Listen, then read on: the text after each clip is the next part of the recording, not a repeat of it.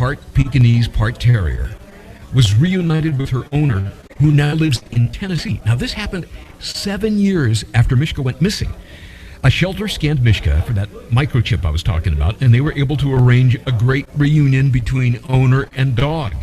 That chip now that we're talking about is as big as a grain of rice. It's not some big thing like a transistor or some big circuit board or something like that. No. It's very small. Mishka's owner, Paula, said about Mishka, "She is my heart." She always has been. Yoncalla Christmas Tour. Feed the Children presents the Yoncalla Christmas Tour with 10th Avenue North.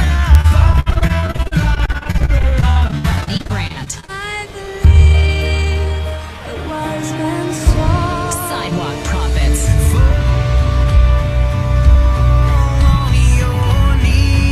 Plus, special guest, Danny Goki.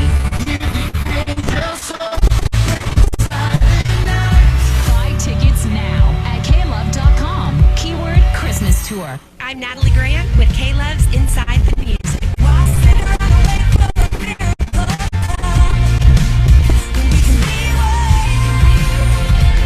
1 John 3:18 says, "Let's not love with words or speech, but with actions and truth." B1 really is a call to not just talk about the love of God, but to actually be the love of God. Yes, we are living in very challenging times, but the biggest problem isn't the presence of darkness, but the absence of light. And Jesus says that we are the light of the world.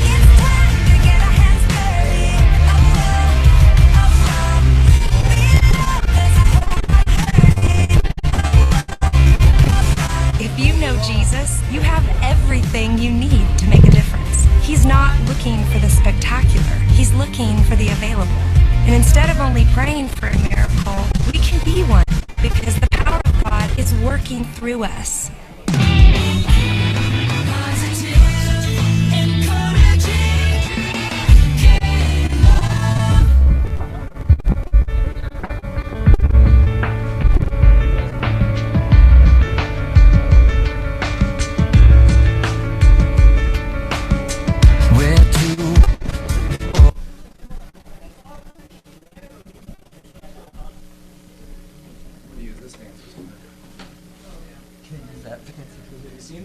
Yeah, I've used it a couple times. It's pretty sweet. See.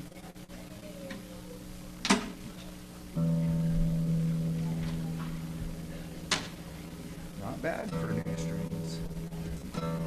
New strings.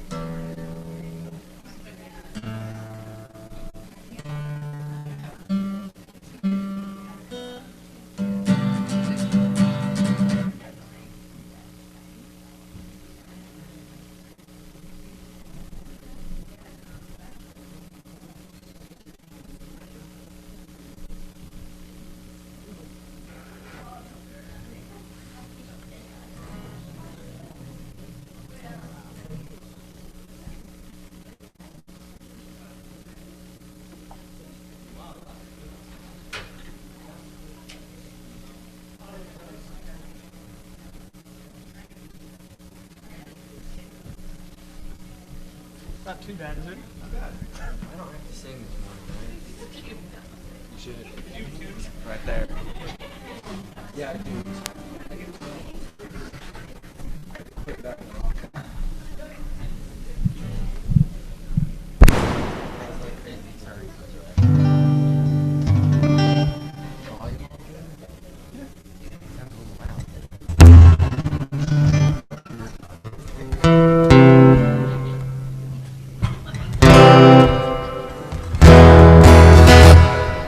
I'll need you to echo on this song. We don't have any ladies.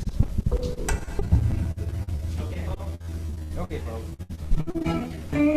So I will worship first.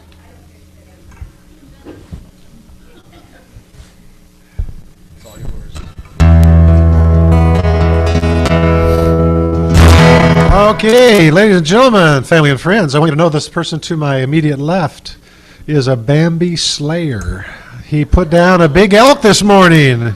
Yay! No, that's not Bambi. That's all Walt Disney. But he and his dad both got an elk, right? 2 5-point elk. I guess we know what we're going to be having in the next potluck. All right. Hey.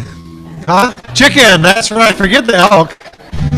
Let's have a word of prayer. Lord, thank you so much for this opportunity to be together as a family. God, all week we have, or at least most of the week, we have focused on you and read our scriptures at home and prayed. And it's a joy for us to come from our homes into this place where the family of God, part of the family of God at least meets and prays and studies and worships you together as a large family. Would you bless us today? Help us to not, even though we want to get something out of today's service, help us not to be so focused on what we get as we are how much we give to you, Lord, in our heart, in our mind, and our sincerity. We love you, Lord, and thank you. Bless the praise team as they lead us. In Jesus' name, and God's people said, all right. You know this one, the echo on this one? You? Sort of? All right. Okay, so this song has a female echo. It's I Will Worship. We don't have any females up here. You can follow Sean and Josh. They've got pretty good vocal range. Can't do it. So.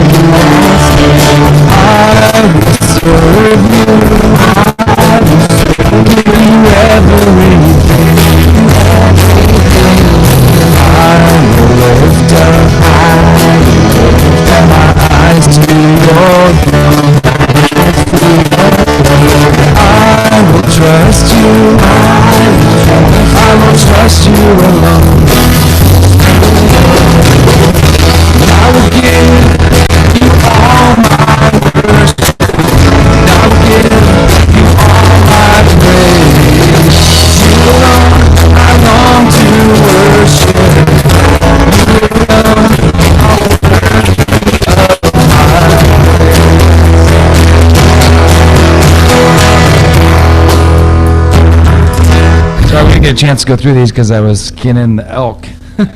Is your mic on? Oh yeah, I can hear me good. I don't know about you guys. Can anybody hear me?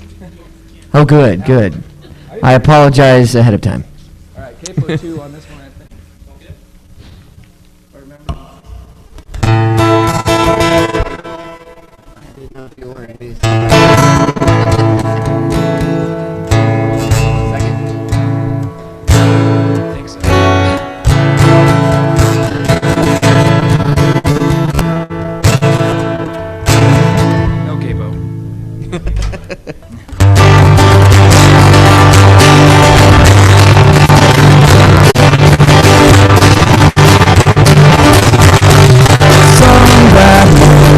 When the stock is over, I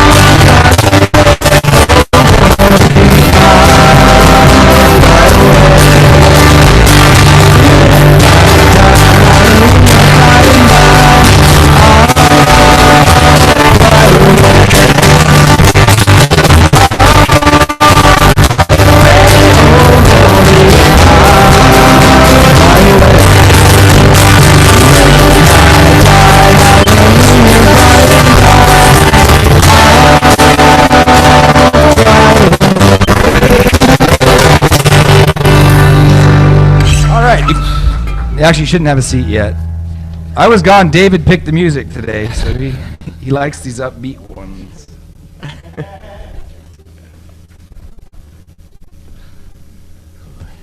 Oh, this one's I Saw the Light. I was supposed to tell Donita before, and I forgot. She already knows.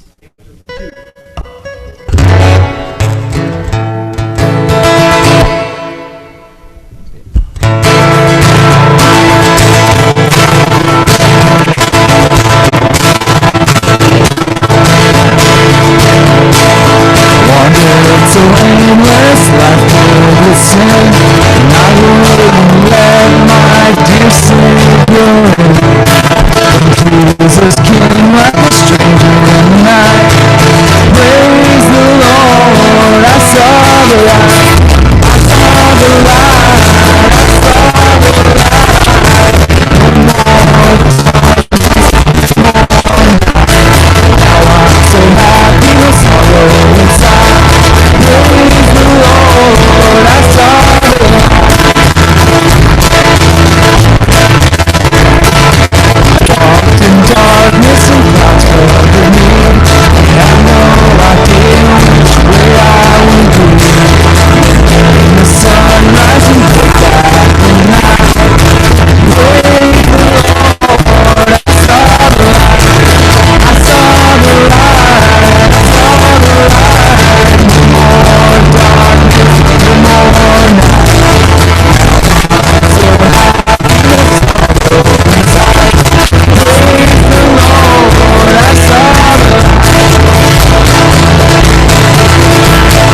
Just like a blind man, I wandered alone. Praise the fears I cling for my own life. And like a blind man, brought me back aside. Praise the Lord, I saw the light. I saw the light, I saw the light. No more darkness, no more night. Now I'm so happy, no sorrow inside. Praise the Lord, I saw the light. I saw the light, I saw the light.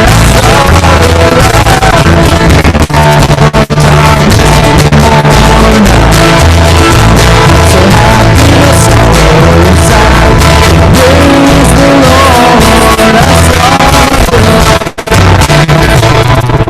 All right, now we can take a break from all that clapping.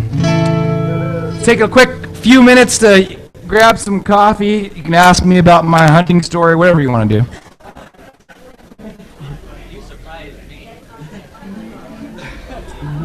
I watched those elk for an hour last night. I was in the barn where they were coming down, and they came down the wrong side. So I could see them through the trees, and I didn't want to go out and spook them, so I just sat there waiting for them to move. I just sat there eating grass, and then it got dark. I was so mad. Came home, went out this morning. They were dark and they're bedded down. Perfect. One shot each, down they went. Nice, man. Nobody gets that lucky. No, I mean, my dad's been there for almost 20 years. That's the first time they're there. During hunting season. I miss this guy. I know. It's nice having everyone here.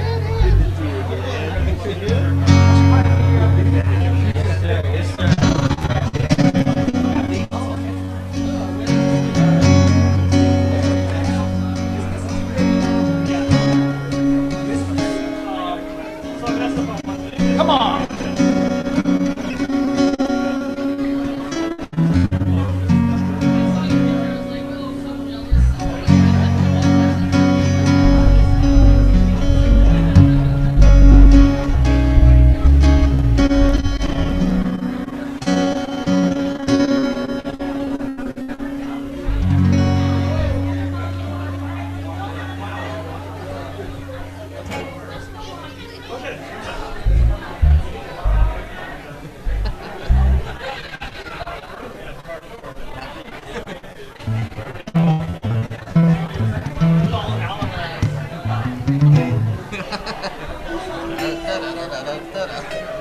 Sweet, we're doing I Just Want to Be Where You Are.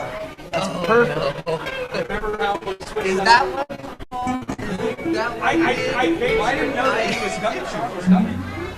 I gotta remember who knows Because what like, on that. Stephanie, Don, Marco, Sawyer, and Rich, and that's how I'm like, this will be really difficult.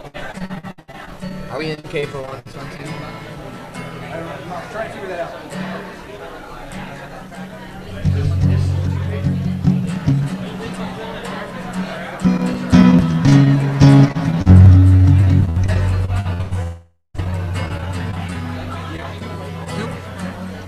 I think I do this in 4. I know.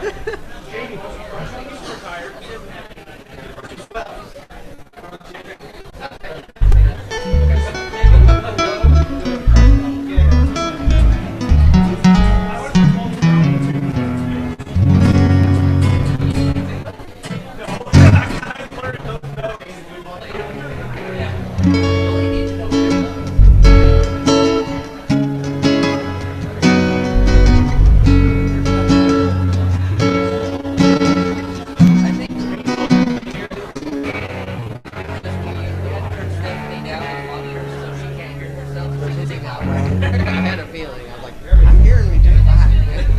I'm listening to those guys. So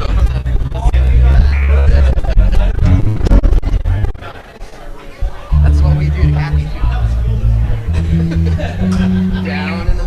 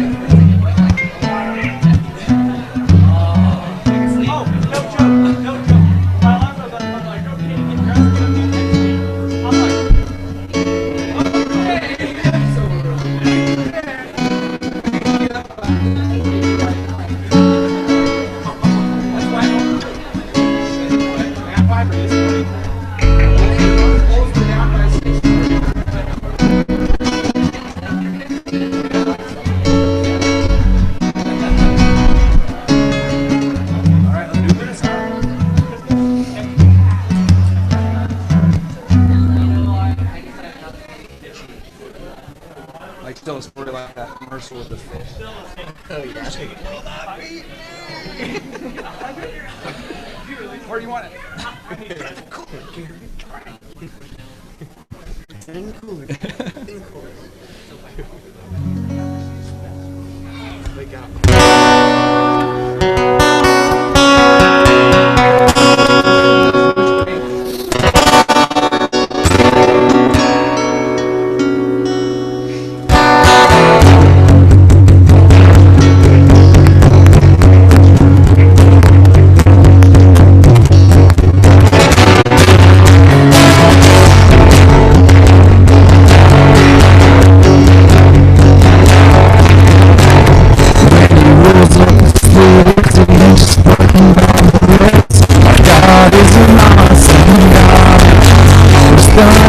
Footsteps and lightning in his fist. God is an awesome God. Lord wasn't joking when he kicked him out of Eden. It wasn't for no reason that he shed his blood. Return is very close to you and better believe that God is an awesome God. Our God is an awesome God. He reigns on heaven above. Some power and love, our God is an awesome God. In the sky with starless the night, our God is an awesome God. He spoke into the darkness and created the light. Our God is an awesome God. The judgment and wrath he poured out in Sodom, mercy and grace he gave us at the cross. Oh, we have not too quickly forgotten that our God is an awesome God. Our God is an awesome God. He reigns on heaven above. Some power and love, our God is an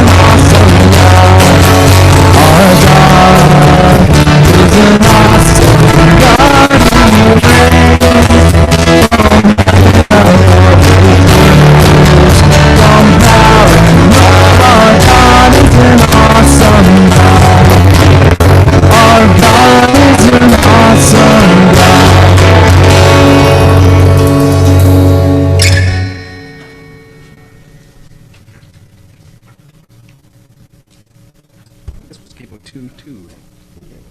Let's hope so.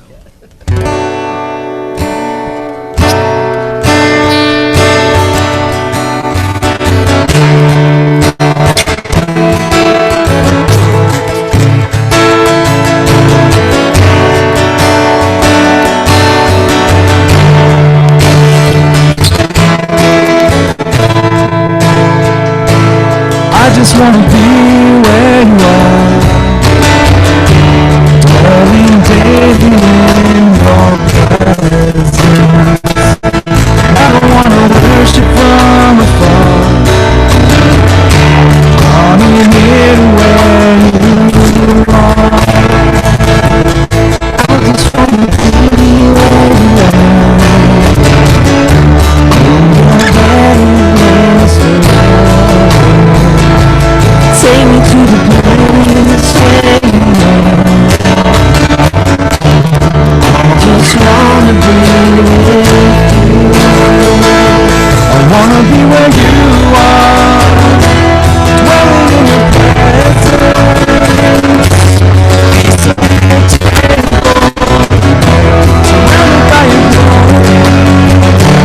In your presence, that's where I always wanna be.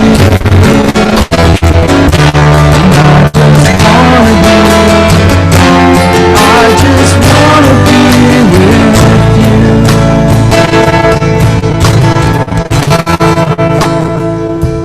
I just wanna be where you are, dwelling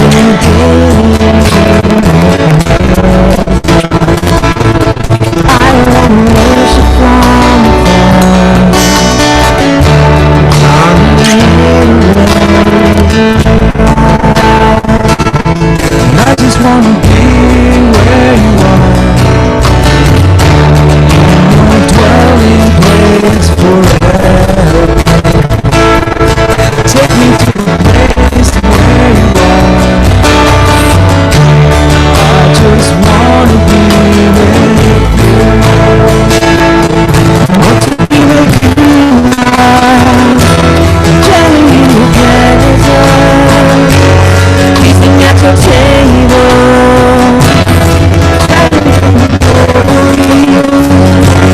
in your presence, it's where I always want to be.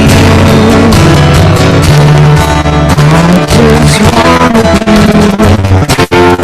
I just wanna be with you.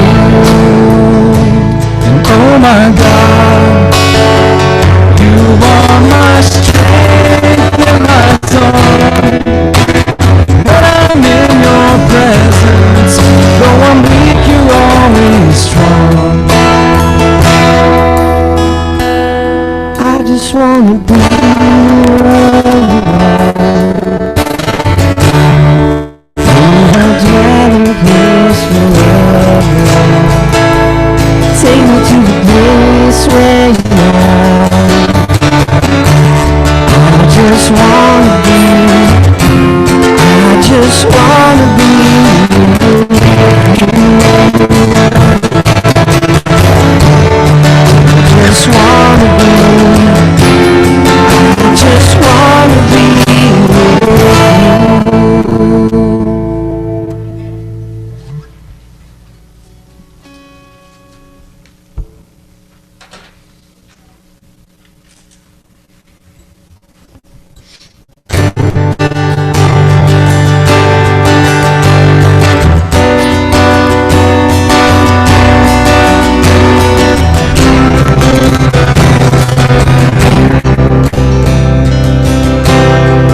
All who are thirsty, all who are weary, come to the fountain, dip your heart in the stream of life, the pain and the sorrow, be washed away. Of his mercy, his deep cries out to you.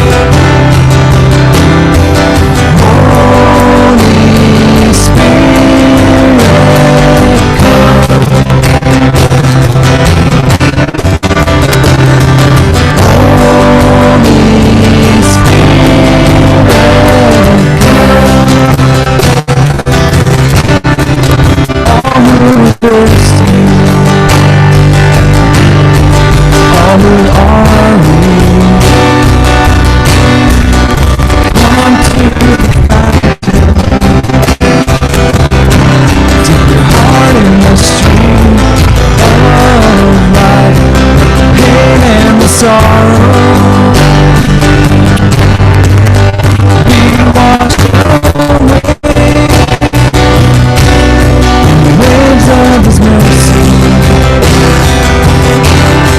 as deep cries out to deep, as deep cries out to deep, we sing.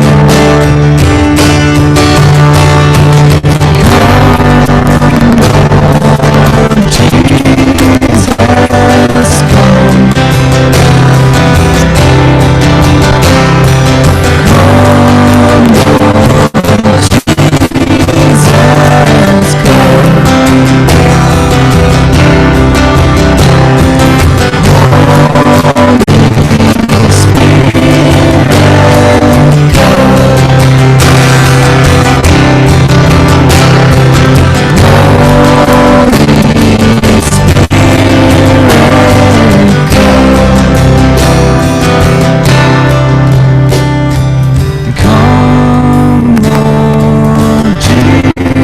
Jesus, come.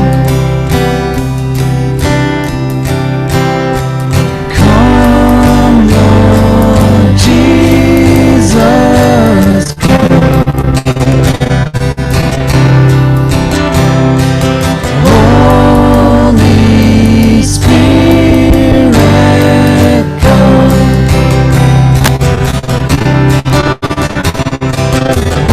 Holy Spirit, come. All right, children's church is dismissed. All We're Thirsty is the last one.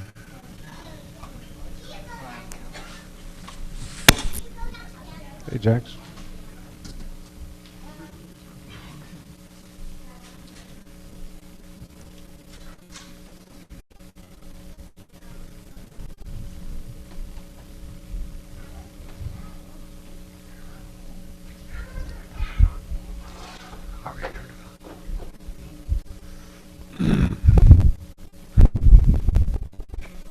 Wow, what a great worship team we have here at Yoncalla Church Christ. What a great group. Thank you so much. Go ahead and give them a hand if you want to. Yeah. Chains are ready to go on like this. Don't do that. Wow. Man, today is the dry run. Today we do the Thanksgiving dinner before the Thanksgiving dinner. Today is the trial run to see how ready we are for Thursday. So you're all invited, as you know. I hope you can all schedule this in to your afternoon, but at 1 o'clock at the community center, the Yoncalla Church Christ Forever. I don't know when it began. It was long before I got here. I've been doing a community Thanksgiving dinner to say we love you to Yoncalla, and we provide the turkeys and potatoes and the gravy. And what else is there really? You know, stuffing, yeah. So, all right, that was rhetorical, actually. So, huh? And chicken. That's never rhetorical. So, yeah, so I hope you can make it. It's a great time to get acquainted with more of our friends here in Yoncalla, have a great meal, and some of the folks that you're looking around wondering where they are, they're up there, carving turkeys, getting things ready to go for 1 o'clock. No Wednesday night Bible study, and I'm assuming that would be true for the class that Jamie and Bob go to, but my class at least, there will be no Wednesday night Bible study. I'm just assuming also that all small groups are canceling tonight. Rich, are you guys canceling tonight? Yes. Yeah, my group, no small group tonight, no small group at Rich's. And Jamie's group starts, I think, next week. Jamie and Hiroko start their small group next week. That no one, I mean, you can still get in on the ground floor of that one. It's having to do with our legacy. It's a 9 or 10 week course by Max Lucado on CD. Excellent. And for that matter, you can get into my group or the one that Rich is involved in. All right. Hey, a couple of things you can be grateful for. I mean, you guys don't. It would hurt my feelings if you just stood up and applauded. However, but you don't have to listen to me for the next 2 weeks. Isn't that great? I don't have to listen to me for Donita's overjoyed. Next Sunday, next Sunday, our son-in-law will be here. They're always down for Thanksgiving. So Jerry is going to be speaking next Sunday for us. Jerry Mullins, our son-in-law. And then the following Sunday, Art and Wanda Peace will be with us. I don't know if you remember them. They're kind of I don't know, what would you say, kind of sort of country, but maybe not so much. But they're a gospel, Southern gospel. Let's just say it that way. They're a good Southern gospel team. And then after that, we'll get back to listening to me again. But hopefully you can make the next few Sundays as well. They're going to be fun. And Jerry always has something worth saying, and I'm glad that he does. Well, today, let's get right into it. Today I'm going to be talking about the 4 sides of forgiveness. Last week I talked about the fact that God is always ready to forgive. Now, if you missed that sermon, and you may have because of different situations, you can still catch that on our website at yoncallachurchofchrist.org. It's on the bulletin. And I don't know if it's not going to be up to watch it streaming, but you can catch it over in the audio side. Right, David? You anticipate that to be true? David is going like this. He's the man in the know. Okay. And so that was, I think it was a reasonably good sermon to remember that all of our sins can be forgiven. We don't have to worry about bringing them up again. But today, I want to talk about the fact that we need to remember to forget. Usually, I forget to remember. Honey, could you pick up some of the store? Oh, no problem. Did you bring it home from the store? What store? What do you mean? I usually forget to remember, but when it comes to forgiveness, catch this, we really need to remember to forget. In fact, with the 4 sides of forgiveness that we'll talk about today and a couple more sermons before the series is over, I find that, at least in my life, I don't always have a really good handle on forgiveness. I'd like to think that I do, but God keeps nudging me and reminding me that maybe I don't have a great handle on forgiveness. Maybe you don't either. Maybe last week when I said, can you recall in your mind that one person that you may never forget? Maybe some of you thought, yeah, I know who that is. I sure do. Some of you might have said, well, I do, and it's me. Maybe you just never been able to forgive yourself. I think I shared a story last week about a Vietnam veteran who was having trouble with that. Well, this series of sermons that I'm going to be sharing with you over the next few weeks will help us take a closer look at the Bible concept of forgiveness, what the Bible says about forgiveness, and how we can live it out more effectively in our life on a day-to-day basis. Not to harbor things forever, but to forgive. Becky is her name, and she can't sleep at night very well.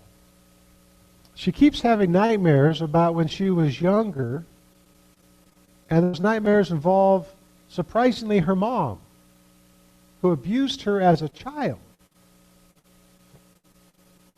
Even though her mom has been gone for 10 years, Becky still cannot forgive her mom for the pain she inflicted upon her. Tom, on the other hand, found out that his coworker was criticizing his performance to the boss. Go to the boss and say, well, Tom's just not a very good worker. I have to pick up after Tom and pull the slack as Tom doesn't.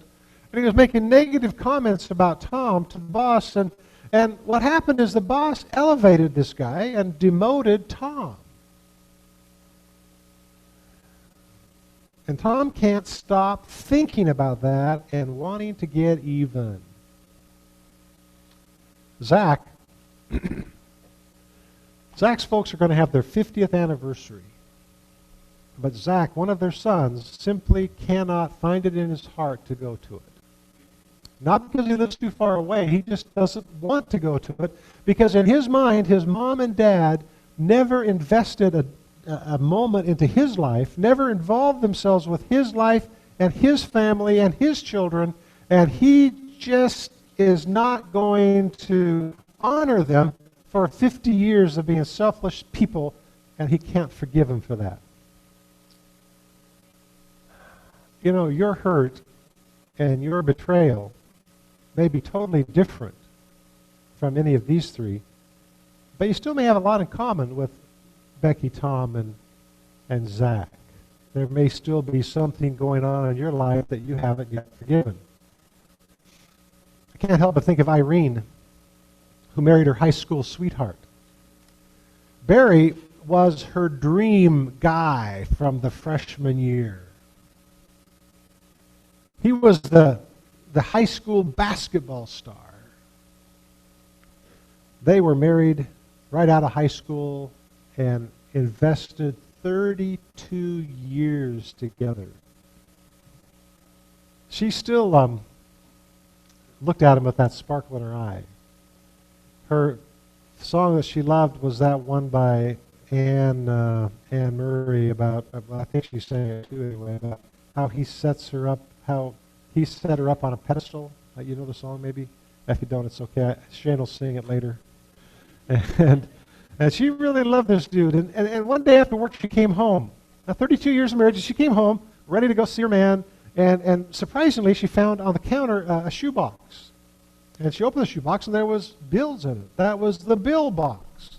Maybe that was before we paid it online. I don't know. But she had the bill box, and there was some notes in there saying these bills have been paid and these haven't been paid. And she thought, what is this about? He always pays the bills. And then she noticed the envelope on the counter with her name, and she opened it, and she read it, and it said, Irene, I've ran off with Sue. We're in love, and I'm not coming back, and I hope that we can still be friends. Wow. Yeah. Eileen went through the next week or so, Irene actually went through the next week or so a complete emotional collapse.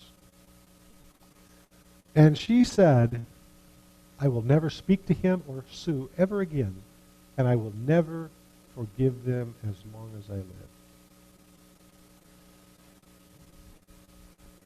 Again, your story may be totally different. Or maybe you can feel the pain Irene felt. But betrayal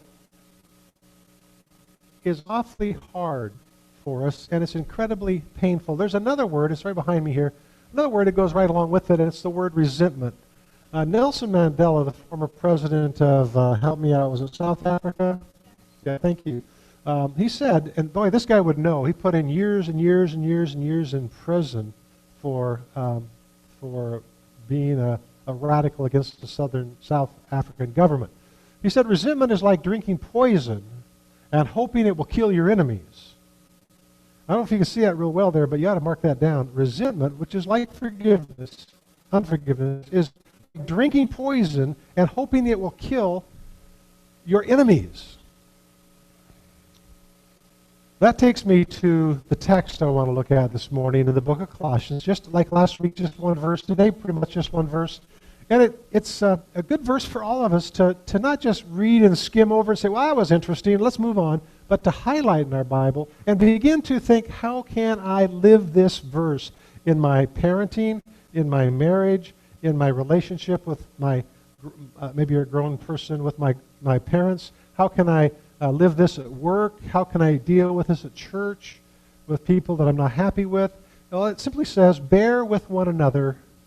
And it doesn't say be a bear with one another, okay? It doesn't say that. It says doesn't say be bear with one another and forgive. That's the key word, underline that.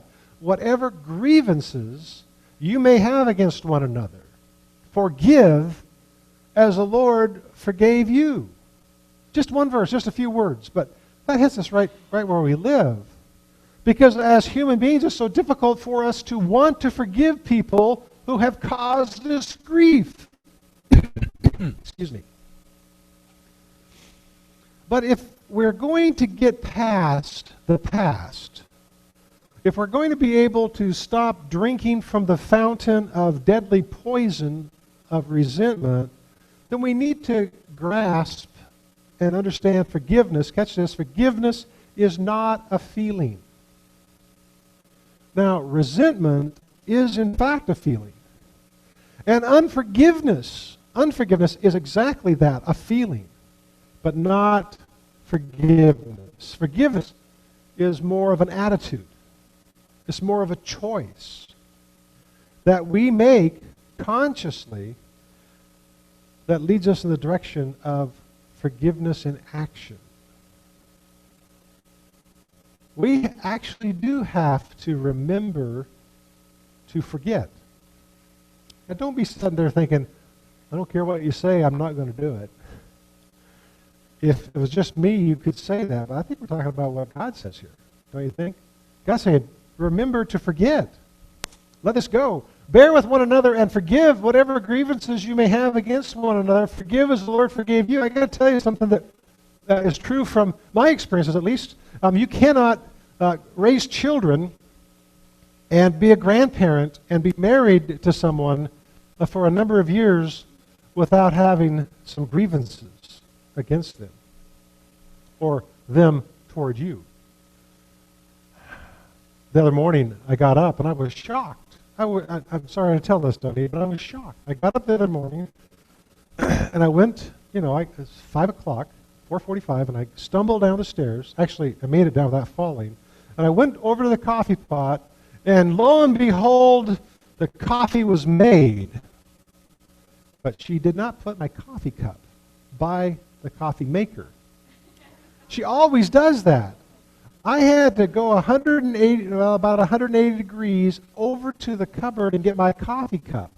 And then I have several, so I had to decide which one. She takes that away from me. I don't have to decide when she does it. So I got my own coffee cup and brought it over, and then I had to pour my coffee. And then I told my wife as I walked in there, my coffee cup wasn't there. She said, so I built a fire.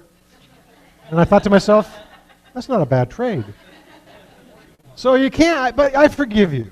Okay, that's important that you know that. Aw, that's so tender of me. Wow, that's pretty nutty of me, really. So, yeah, I can forgive, but it's so hard to forget. So anyway, but that's a silly illustration, isn't it?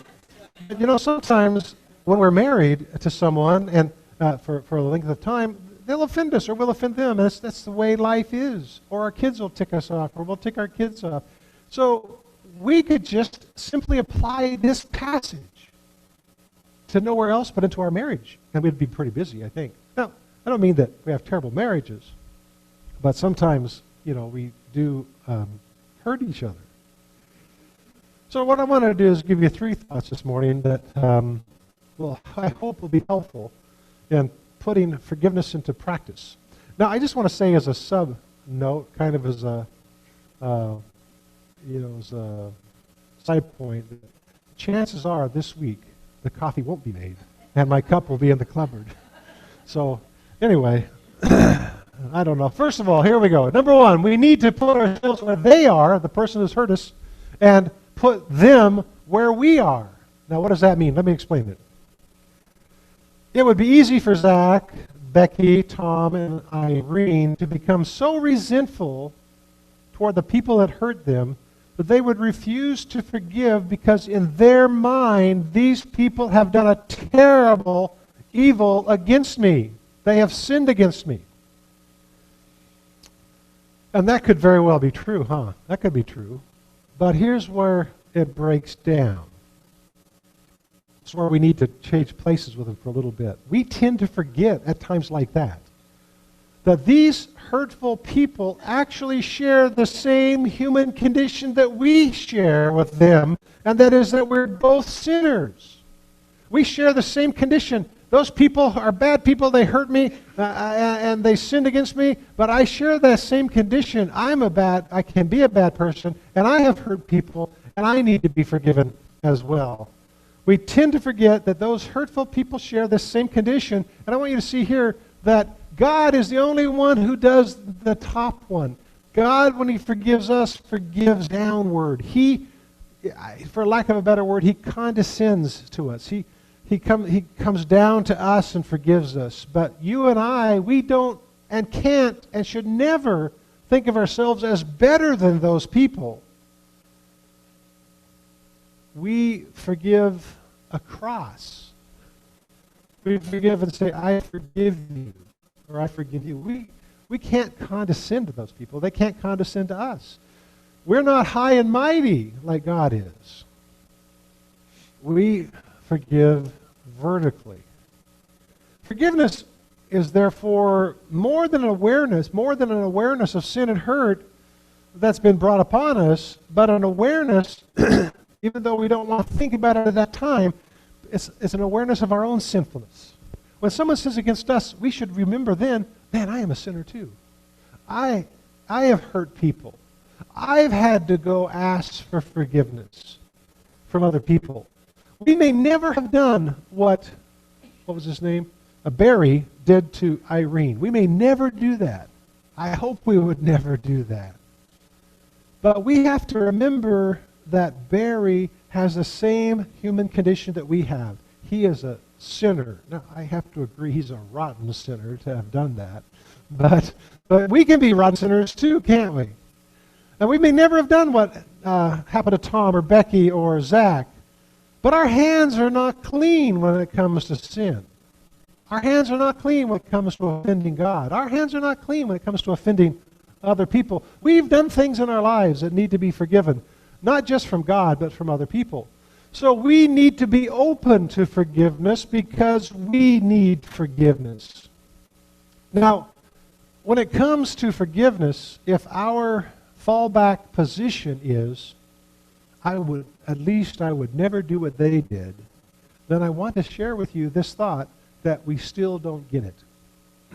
We haven't come to grips with the ugliness of our own sinfulness. Nor do we fully understand how much God has forgiven us. And when you stop and contemplate and remember, I don't want you to live in the past, but to remember from time to time all that God has forgiven us for, it should not be that difficult for us to forgive other people. It's not going to be easy. When my wife, not Anita, and it had nothing to do with coffee pots, by the way, but when my first wife left after 25 years and ran off with one of the elders of our church, I got to tell you, of course I did this after I resigned my ministry. I didn't want to think this when I was a pastor, but I just thought, man, I just hope they go to hell. I just hope they burn in hell forever, because that's unthinkable. That's terrible what they did to me. They take off and run off with another guy, and I have these kids, and that's just a terrible thing. And then as time progresses, and I meet Donita, and I marry her, and we've been married going on 15 years now, back in ministry. As our kids have gone through, my children and my ex-wife's children have gone through some things where we've had to communicate a little bit. Not to mention that on the first Christmas we're married, my wife invites my ex-wife and her husband to our house for breakfast. Wow. So I'm thinking, what was that about after they left? She said, you've got to let this go. You've got to forgive them. You can't let this continue on, and I want you to know that. And I go, well, if I do, would you promise not to invite him back? So anyway, but I've come to a point, and it's taken some time, and I wish I could have done it instantaneously. You might understand this, but it's taken some time, but I can talk to her via Facebook. I can be in their home, which sometimes we have to be because of our common children. And I can be happy that they are going to be on their road to heaven. And I can forgive them. And that's important. It's not been a quick transition for me. It should have been quicker, but it was necessary. My fallback position was at least I didn't do that, but I didn't get it. I am a terrible sinner, or was a terrible sinner, and I needed to recognize my own sinfulness, to grasp the depravity of their sinfulness. Now, let me just simply say, don't ever go through a divorce so that you can learn how to forget, okay? It is hideous. I got to tell you, Malachi said, I hate divorce. I think I hate it more than Malachi does. Not so much because her and I are divorced, but what it has done to our children. It's a terrible, terrible thing. Well, let's move on. Secondly, forgiveness doesn't mean that we abandon all boundaries. Now, forgiveness is what we got to do, but that doesn't mean they have to be our best friends. Tom, Becky, Zach, and Irene, all of us can forgive because God has given us the power and the grace to forgive. But that doesn't mean that we're going to be best of friends. That doesn't mean that we're going to forget, I guess, what happened. It doesn't mean that we're going to take our vacations together and It doesn't mean that. We'll have to have some boundaries. One of the boundaries I have with the mother of my children is she lives clear over in Ontario. That's kind of cool, I live over here. We communicate regarding the children either on the phone or by text, but it's kind of cool that it'd be awkward if she lived here in Yoncalla. Or maybe it wouldn't. Let me give you a couple examples of boundaries. The first one is pretty extreme. This case is a case of domestic abuse. In this case, the husband would physically assault his wife. And he would hurt his wife and physically assault her. And after each case, after he quit doing that, the next morning, you know what he would do? He would promise never to do it again. And then he did the most regrettable thing. Having a Christian background, he would remind his wife that her job as a Christian wife was to forgive him. Wow, pretty intense, huh? Well, and each time she would forgive him, and he would come home, allowing her children and herself to be in an awfully difficult situation, to be in danger, all in the name of forgiveness. And he would beat her again. They'd go through the whole thing. I'll never do it again. I'll never do it again. I'll never do it again. Well, one day she got some good counsel. And she confronted her husband and said, I love you, but this has got to stop. Good point. I love you too much to let it go on. I have no bitterness or resentment towards you. I actually have forgiven you, but I will not let this go on again. And so that day, her and the children moved out. And he spent the next year soaked in gin, one bottle of gin after the other, blaming everybody for his problem, right? That's what we tend to do, guys. We blame everybody for our problem. It's her fault. It's their fault. It's the counselor's fault. It's God's fault. And then after a year, he finally came to his senses and said, I've got to live a responsible life. So his first responsible decision was going and giving his life to Christ. And the second responsible decision was going to his pastor, find a pastor or a Christian counselor, and getting some direction. And at that point, it had been going on for about a year, and he began to turn his life around. But there's still boundaries in place. She hasn't moved back yet. She's forgiven him, which allows for the possibility, but she still hasn't stopped her boundaries. Now, they're seeing each other now, and they're getting together now, and they're having dates now, and they're talking now, and it won't be long probably until they're back together. But she had to set up some boundaries. Doesn't mean she didn't forgive him. Kind of reminds me of the next illustration that's not so extreme. It's awkward, but it's not so extreme. It's a Christian organization that found that their financial officer, the chief financial officer of the Christian organization, nonprofit organization, had embezzled tens of thousands of dollars, put into his account, spent the money. They found out about it. And what was surprising to me when I read their account is they didn't send him to jail. In fact, they didn't even terminate him. What surprised me.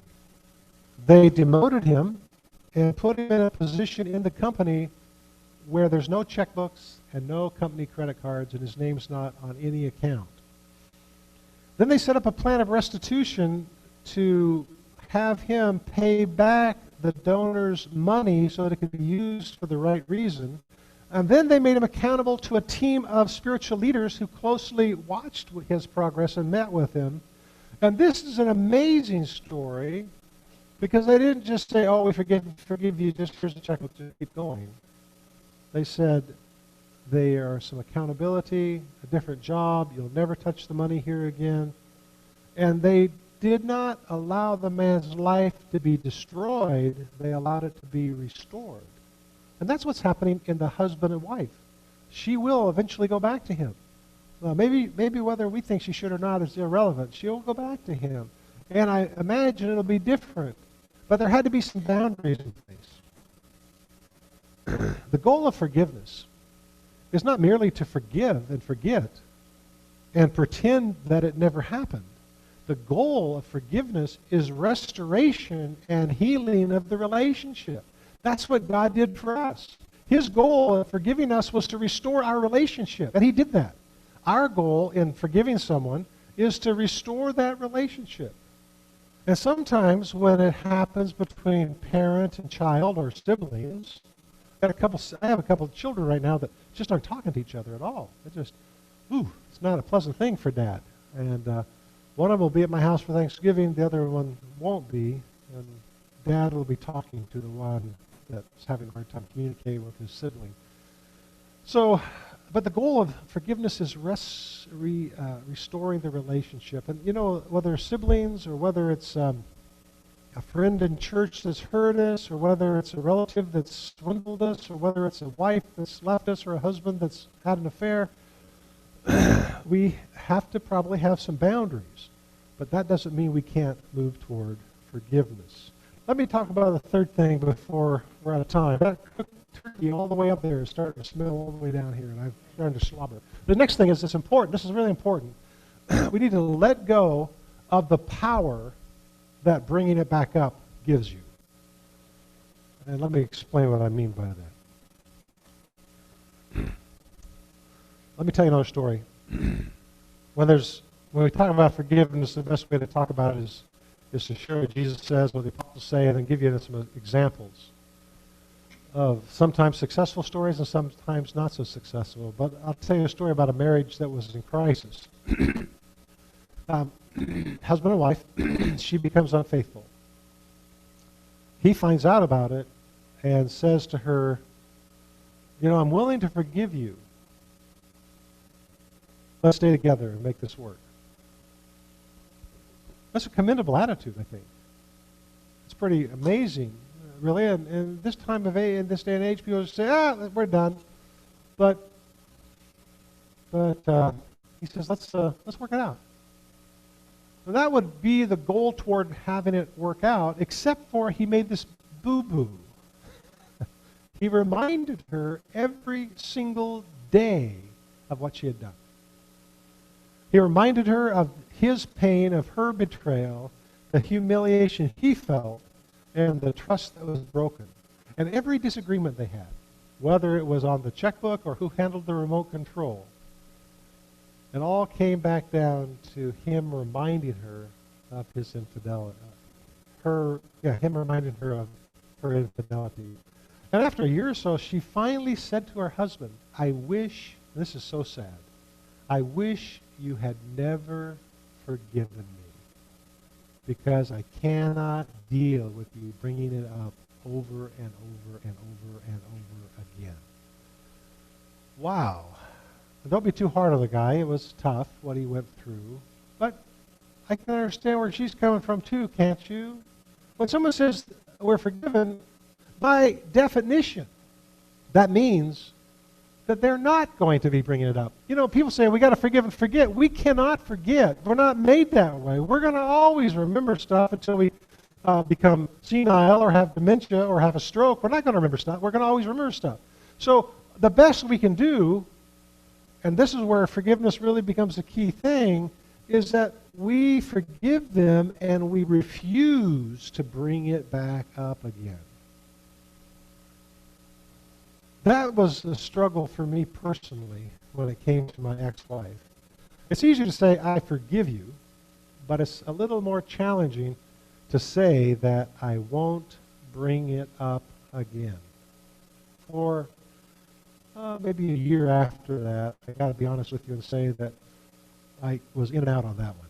I was back and forth on that one.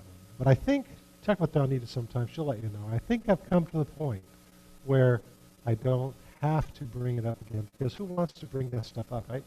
And to recall that, at least with her. Well, I don't know what the book's going to show on that family. I don't know what they're going to make it or not. But they were never able, at least to the point that I understand of the story, they were never able to get past that, about those points. Let me read a verse to you here. It might be helpful to us as we consider this in Colossians 3:13. When it comes to not always bringing stuff back up, be kind and compassionate to one another, forgiving each other just as in Christ God forgave you. And the one thing I really like about God's forgiveness, and I know that you do too, is that God doesn't nail me in my dreams or in my prayer time and say, yeah, but do you remember when I forgave you for it? Jesus died for it, but do you remember what you did? I am just so awesome. That's just so awesome God doesn't do that, because there's stuff he could bring up, except that he's chosen to forget it. We need to try to be like God. Now, we're not God, and so it's going to be really difficult for us. That's why we don't have a great handle on forgiveness in our lives, because we sometimes are hurt so bad that we don't want to, and there is power in bringing it up again. I can relive that. I can make you feel that small. Or, if you're just a little bit, I'm trying to think of a synonym for weird. If you're just a little bit weird, then you like to bring it up again so you can feel all the pain that you felt then. That's weird, huh? Or maybe not. Well, after the board of directors approved the steps to be taken to deal with the situation with the financial officer, they dealt with the demotion, the paycheck, the accountability. Then, after all that, the chairman sent out a memo. This is so wise. He sent out a memo on email to everybody involved and said in that email, the matter has been dealt with. Don't talk about it anymore. To him or each other, let's focus instead on restoring a brother and moving our ministry forward. Is that wise? Wow. Let's not talk about it. And when if in fact the husband had said to his wife, I'll forgive you, let's make it work, and if he hadn't brought it up every single day after every argument and reminded her, I think then he really would have forgiven her, and they could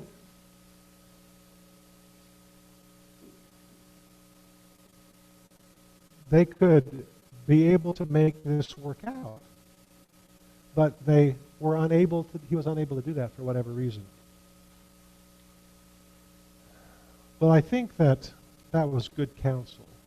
Very good counsel. The truth is, we may never be able to forget something. But we can learn not to continually bring it up. It says in 1 Corinthians 13, which is commonly known as the love chapter. One of the things it says is, let me look at my notes real quick. It says, that says that too. Love does not keep an account of wrongs. Love does not keep an account of wrongs. We don't always try to remember everything they did and bring it back up. I don't really know how Tom, Becky, Zach, and Irene have dealt with their betrayals. I don't know. Last I talked to Irene, she had moved on and remarried, but she still said at that point, I will never forget him, I'll never speak to him. And, from what I can see, it doesn't seem to be bothering him a bit. He's moved on, and he and this woman, Sue, married, and it doesn't seem to be bothering him that she never forgave him, but I think it does bother her that he ran off, which I understand personally myself. I don't know if they'll forgive them or if they'll still remain prisoners of resentment, drinking the poison, hoping that other person will die. I don't know how you'll handle resentment when it comes up in your life. I don't know how you're going to handle it. I wish I could just say you'll never have to. That everything will be just rosy and you'll never have to deal with resentment. But you know that I'd be lying to you if I told you that. But I don't know how we'll all handle these kind of things when they come up. Corrie ten Boom said this. She said, next slide please. She said, forgiving someone is like setting a prisoner free and finding out that the prisoner was you. Pretty amazing. A Dutch girl was put into a German concentration camp after her father and her mother and her sister were killed by the Nazis. And you'd have to read the book. It's just too graphic and too gross, all the things that happened to her. But instead of coming out of it resenting the Nazis, she came out of it forgiving the Nazis. And when she spoke a few years after the war in Munich, of all places, when she spoke on forgiveness, she said where she had been and what prison camp she'd been in and which prison camp that she was raped raped in and violated in, which prison camp that crawled all over her, which prison camp she was starved. After it was all done, and how that God gave her the power to forgive, after it was all done, a gentleman came up to her, a very erect gentleman, a former SS officer. He said, I know that camp. I was one of the SS people in charge of that camp. And I want you to know that since the war is gone over, I came to know Jesus Christ as my Savior. And I feel forgiven from God, but I want to ask you if you will forgive me for what I did. What a tremendous thing. And you know what she said, if you've read her book, The Hiding Place, she said, yeah. She said, yes. Forgiving someone is like setting a prisoner free and finding out that the prisoner was you. But what if they do it again? They probably will. Maybe not. But it's really more for your good that you forgive anyhow. Well, today we've talked about some pretty heavy stuff, and I really hope some helpful things that you can take home with you. So here's your assignments, okay, you ready? This week, I'd like you to consider how to put into motion the art of forgiving toward that person or persons who have hurt you. How can you set into motion the art of forgiveness toward that person or person? And then be sure to check your own resume, will you? Because when you start putting all your good things on resumes, remember that you're a sinner too. Remember when you say, I don't want to forgive, just remember that you're a sinner too. You needed to be forgiven. And then would you set some time aside for prayer about your attitude, and then set into motion some boundaries that you'll set in place to protect yourself and to let that party know, unless they live far away, that you do forgive them, but here's some boundaries.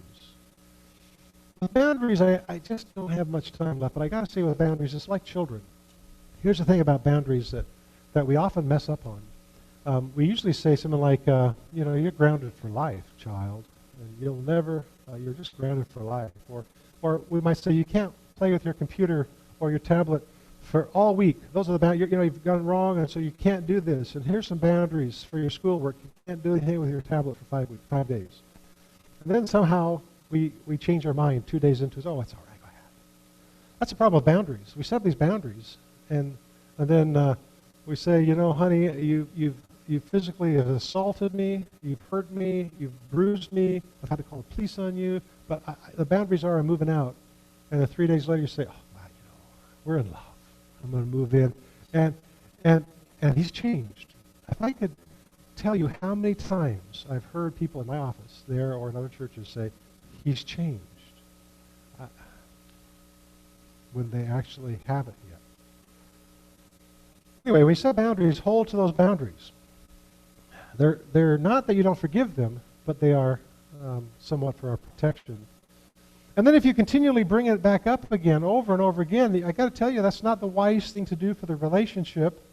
And also, let me say, as I wrap up, when you forgive, think about what it might do for your marriage, what it might do for your parenting, what it might do for the relationships that are off right now. And if you want to talk about it, then I'm really busy this week with Thanksgiving, but if you want to talk about it, give me a call anyway, and I'll try to set aside a time where you and I can visit about this thing of forgiveness and maybe go back over some of these things with you. As we come to the time of communion, Stan, why don't you guys come on up. As we come to the time of communion, I want to remember Jesus, and I'm sure you do too. We want to remember Jesus. I want to continually remember the unconditional forgiveness that Jesus gave me. He can say, okay, I can forgive this and this. Oh, this is bad. This is bad. So let's ponder on that a little longer. But I can forgive you here, not this one, here and here. That was really bad. Unconditional forgiveness, where he said, I forgive you. And I want to dwell on this life-changing truth so I can get past my own hurt, my own resentment, my own stubbornness, and learn how to forgive other people. If the Father, and he didn't, of course, but if the Father would have asked the Son on his way to the cross, is there anyone that you would rather not forgive?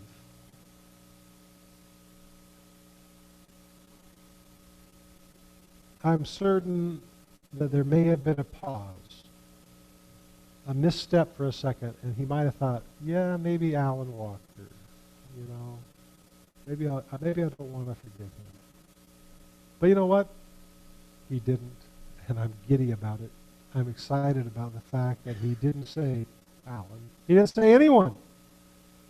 So when the Son of God says to us, is there anyone that you need help forgiving? I hope that we'll say, yes, I do, and I want to forgive these people. Communion is a time of remembering what Jesus did for us, how he forgave us. It's a time for us to reflect on our role in forgiveness as well. In just a few moments, some of these guys, or all these guys up front here, will come and pass the emblems to you. If you wish to partake of the bread and the cup, we practice open communion. We encourage you to partake with us and remember Jesus Christ, if possible. And if it's comfortable for you, hold the bread and the cup. And then after we all have the bread and the cup, we'll partake of it together. Okay? Lord, thank you so much.